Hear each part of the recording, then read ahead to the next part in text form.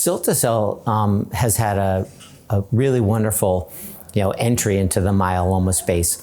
It entered in the truly relapsed and refractory setting where these patients did not have any other options for them. And patients actually receive cilta-cel and then now we know have a median PFS of about 3 years. I will say that the patients who get cilta-cel and then have that PFS, that median PFS, which so far it's been one and done, meaning they got cilta-cel and then they were off therapy for 3 years. They've had a transformative lifestyle at that point in time.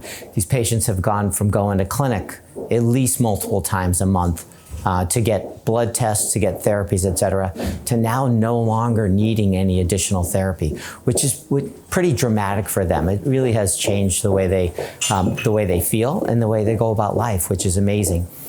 We now know that due to the CARTITUDE-4 study, that cilta-cel actually also works very well in earlier lines of therapy.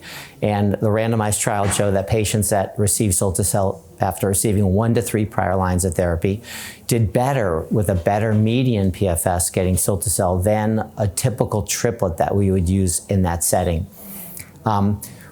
Some people have asked, what is the median PFS going to be in that scenario? Is it going to be the same or is it going to be different than when we use it in the late line setting?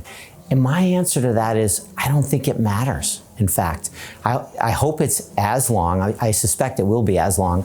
But honestly, for me, it doesn't matter if it's much more than that because I want to give these patients the time off therapy, that 3 years off of therapy, as soon as possible into their myeloma treatment paradigm. These patients, when they get to 4th and 5th line therapy, their quality of life is more difficult. They're more frail. They've had some toxicities to prior myeloma. So if we enter into an earlier space, it's an earlier time where I think they really can enjoy the quality of life from getting a CAR T-cell therapy earlier on. And hopefully that gives them time to actually get benefit from the next generation of therapeutics.